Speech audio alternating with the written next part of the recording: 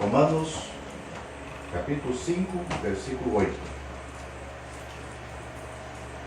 Mas Deus prova o seu amor para conosco, em que Cristo morreu por nós, sendo nós ainda pecadores. Só isso que vamos ler. Então, neste versículo, nós acabamos de ouvir a prova do grande amor de Deus em relação às suas criaturas. Nós vemos ali que ele prova este amor.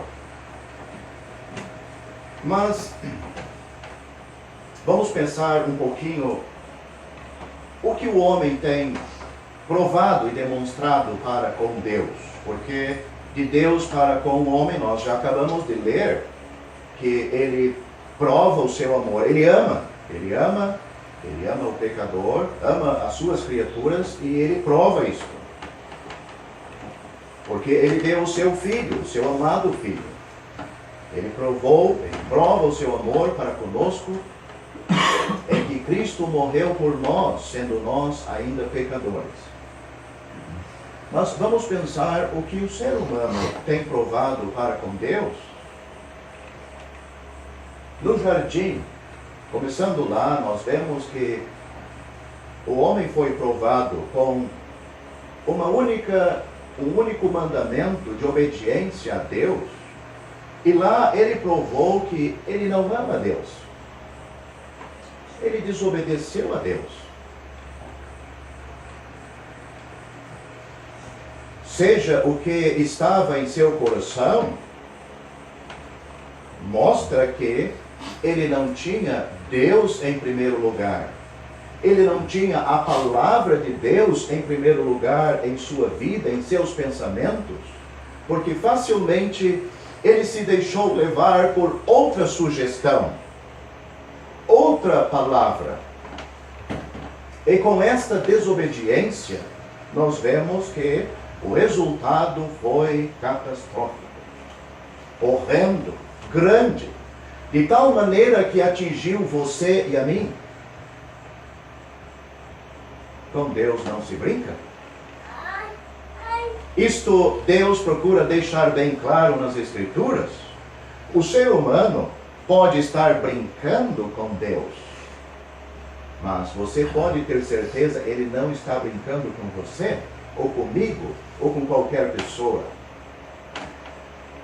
E qual tem sido a atitude do coração humano desde o jardim com a desobediência dos nossos primeiros pais, aonde eles provaram que o seu orgulho, os seus pensamentos, o que agradava ao seu coração devia estar em primeiro lugar.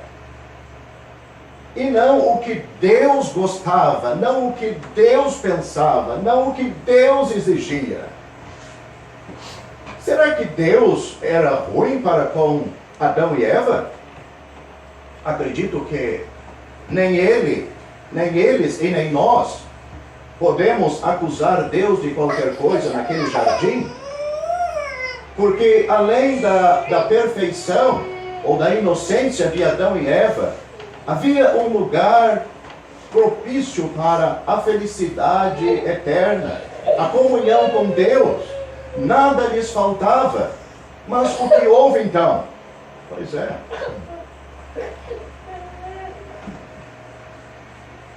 Bem-estar físico, emocional, financeiro, vindo da parte de Deus, não é garantia de que a pessoa é uma pessoa temente a Deus e que ama a Deus. E Deus pode enriquecer esta pessoa e pode dar muita saúde.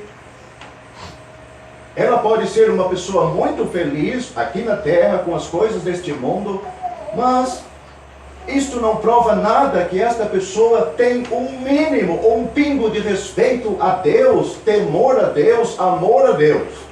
Não é prova.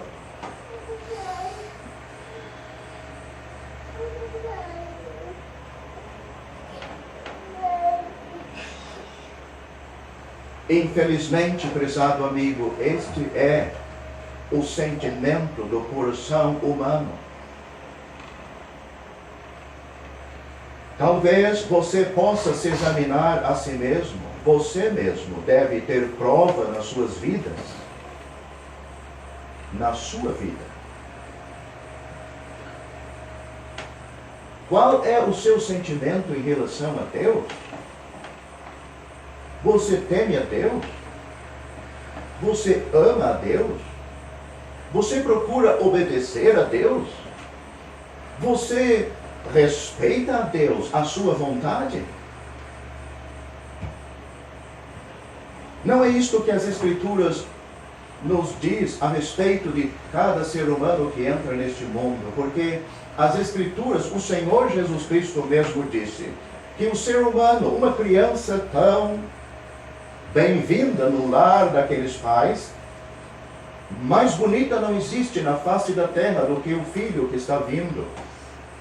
Mas o Senhor Jesus Cristo disse que aquela pessoa, aquela criança, nasceu no caminho largo e espaçoso, e o seu fim é a perdição. Você não nasceu num caminho diferente. Tome nota.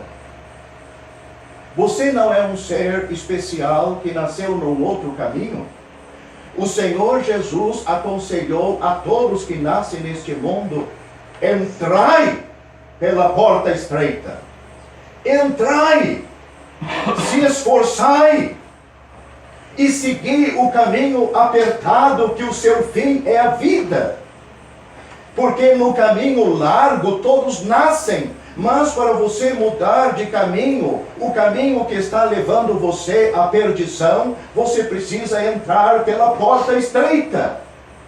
Ele mesmo disse quem era a porta. Ele disse: eu sou a porta. Se alguém entrar por mim, será salvo. Entrará e sairá, e achará pastagens. No versículo em que lemos, nós vemos Deus apresentando o que Ele vê em cada ser humano. Porque Deus tem colocado e tem visto o coração de cada pessoa e tem provado na vida de cada pessoa. Então este capítulo descreve o que Ele tem visto. Não é o que talvez você sente, nem o que o mundo está sentindo, mas isto não vem ao caso. Sentimentos às vezes não quer dizer nada. A pessoa pode estar se sentindo muito bem e de repente infarta dormindo, vai dormir muito feliz, achando que no outro dia está pronto para trabalhar, mas na realidade no outro dia eles vão aprontar ele para colocar num sepulcro, numa sepultura. Então sentimentos não quer dizer nada. É realmente o que o exame, o médico diz em relação à nossa saúde. E é o que Deus diz em relação à nossa vida espiritual. O que Ele está dizendo? Ele está dizendo que o pecador é fraco para fazer a vontade de Deus. Isso é assustador. Porque Deus já está dizendo: olha, meu amigo e minha amiga, você não tem condições em si mesmo de agradar a mim. Você não tem força, você não tem capacidade para alcançar o padrão elevado que eu tenho. Você já reconheceu isto?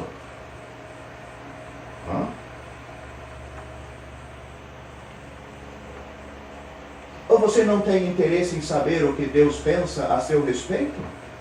Não interessa? Tudo bem, não tem problema.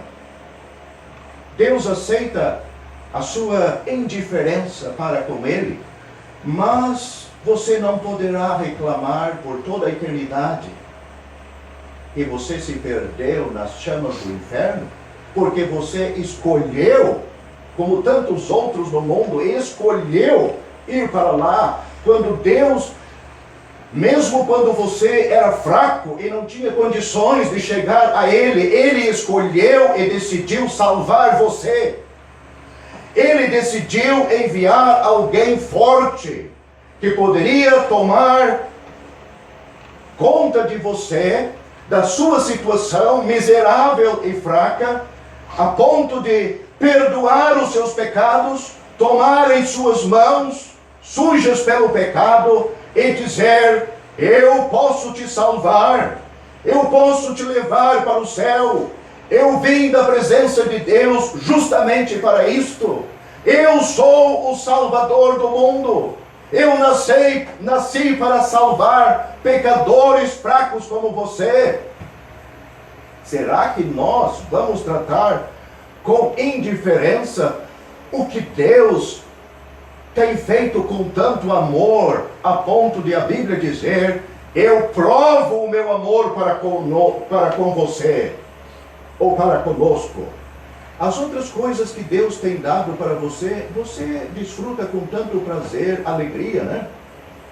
Saúde, dinheiro, comida, uma esposa ou um esposo, filhos, uma casa, um carro. É Deus que lhe está dando isto. Mas você vai deixar estas coisas na hora da morte. Isto não é novidade para ninguém. Mas Deus não quer dar só estas coisas temporais, Ele quer lhe preparar para a eternidade. E também neste assunto é Deus que dá. Da mesma forma que Ele dá as outras coisas. Ele não está vendendo estas coisas para você. E a salvação muito menos. Mas Ele diz mais. Ele diz e Ele vê o ser humano como não somente fraco, mas ímpio.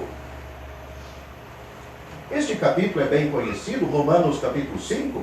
Se você não se lembra do que Deus fala, você pode ler em casa, se conseguir chegar lá. Ele declara não somente que o ser humano é fraco para com Deus, mas ele é ímpio. Deus não está falando da impiedade entre as pessoas, entre elas. Sem dúvida, estas coisas atingem a Deus, mas Ele está falando em relação a Deus. Não é se você não gosta do seu vizinho, você já deu nos seus amigos, você já surrou as pessoas, você não gosta dos animais, você não gosta de fulano, você já mentiu, você já roubou de alguém. Não, o assunto não é com as outras pessoas. É Deus que está dizendo: eu vejo no coração do ser humano que eles são ímpios. O que é isto? Ímpio é aquela pessoa que está decidida a não obedecer a Deus.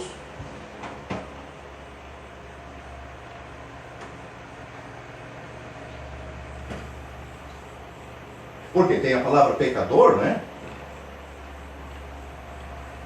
Nós lemos esta noite, o versículo que lemos, que Cristo morreu por nós, sendo nós ainda pecadores. Mas antes é dito que Deus tem visto o pecador, aquela pessoa fraca, mas ímpia, e um pecador. Quer dizer, não há disposição no coração do ser humano. E isso começa quando é criança ainda. Deus não está em primeiro lugar para ler a Bíblia, para ouvir os pais lerem a Bíblia, para buscar as coisas de Deus, para assistir uma reunião ou várias reuniões. Isso é custoso. Isso é pesado, mas pode passar o dia assistindo, acompanhando, se divertindo com coisas que não tem nada a ver com as coisas de Deus. Aí não cansa, não tem problema, e pode dormir de madrugada e levantar cedo no outro dia, e a festa continua. Mas as coisas de Deus, o pecador está sempre cansado. Por quê? Porque ele é ímpio.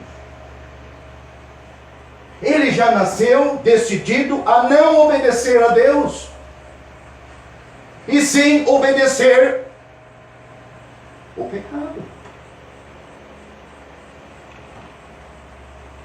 Mas nós lemos mais, o versículo então termina dizendo pecadores, mas nós lemos também neste capítulo que o ser humano é inimigo de Deus.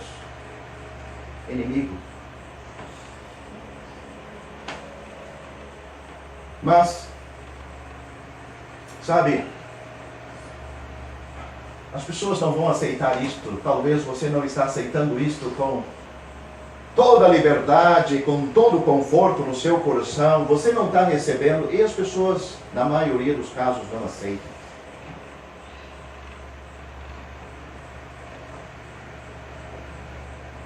Elas podem aceitar alguma coisa que vá mascarar esta realidade, sabe? É por isso que existem religiões infinitas no mundo. Religiões criadas pelo homem.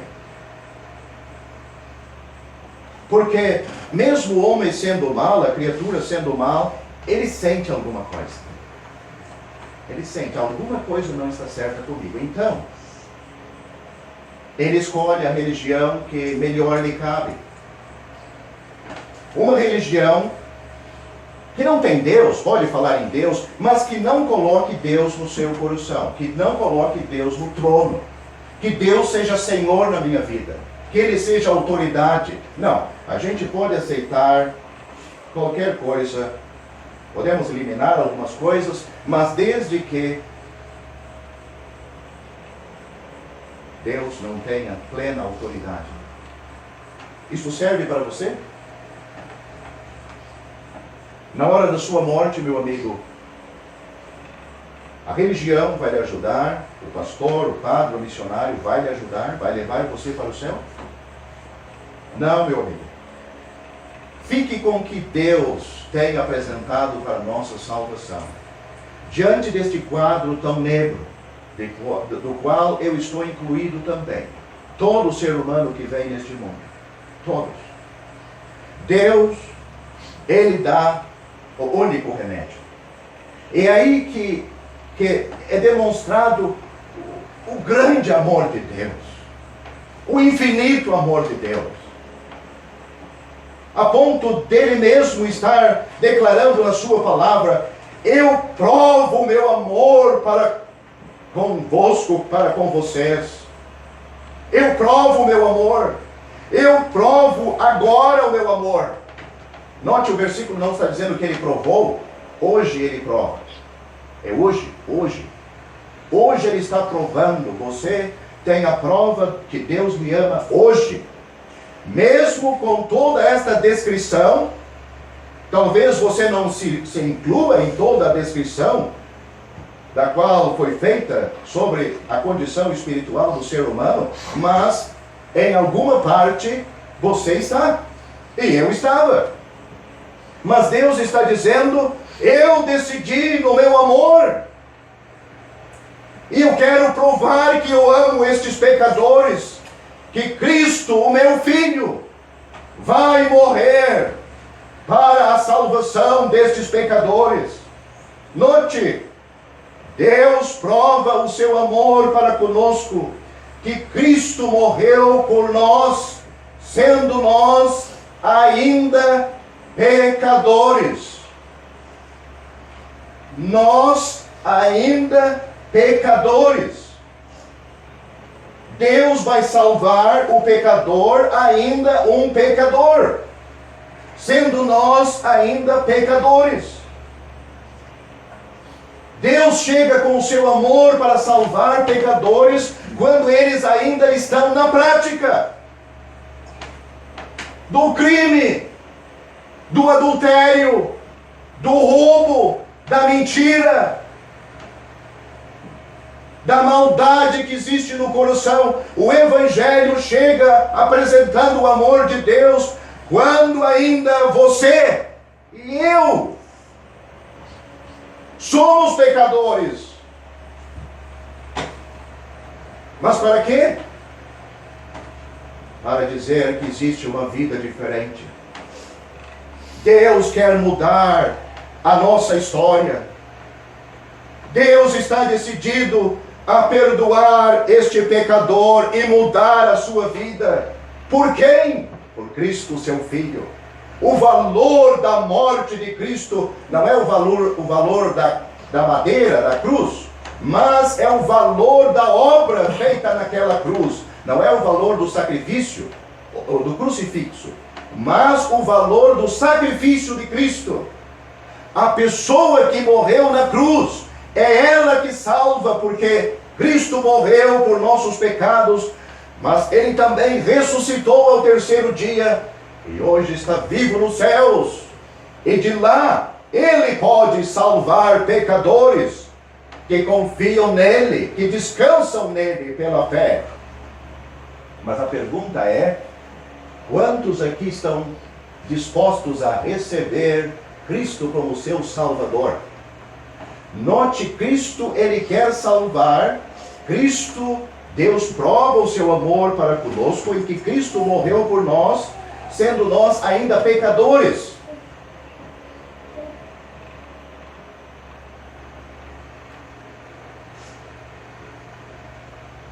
Se você quer ser salvo, meu amigo, você vai ser salvo agora, aí onde está sentado.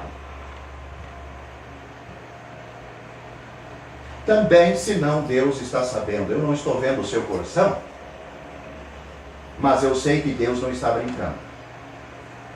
Nem eu.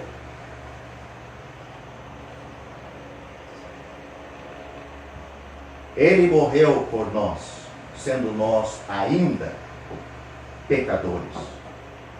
Deus não está esperando você melhorar para te amar mais e por Cristo morrer por você. Ele já morreu quando você ainda está na prática dos seus pecados.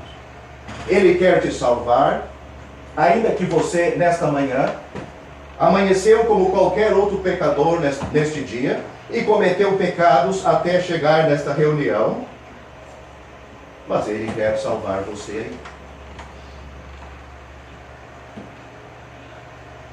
Pela fé, somos justificados e temos paz com Deus por nosso Senhor Jesus Cristo. Ou seja, Deus pode limpar a sua conta, a sua dívida, se você tomar uma decisão aí no banco onde está sentado. É bem assim. Pela graça sois salvos. Quer dizer, você não precisa fazer obras para ser salvo. Pela graça sois salvos por meio da fé. Isto não vem de vós, é um dom de Deus. Não vem das obras para que ninguém se glorie. Deus não quer nenhum pecador inchado, orgulhoso e dizendo: eu estou salvo porque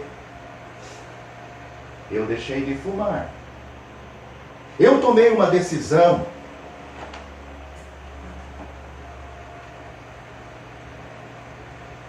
E eu comecei a pagar na igreja. Não, meu amigo. A obra da salvação, Deus quer ser exclusivamente autor dela e salvador. Nós lemos esta noite que Deus prova o seu amor para conosco. Note quantas vezes nós estamos neste versículo, ou você e eu. Deus prova o seu amor para conosco, em que Cristo morreu por nós, sendo nós ainda pecadores. Conosco, nós,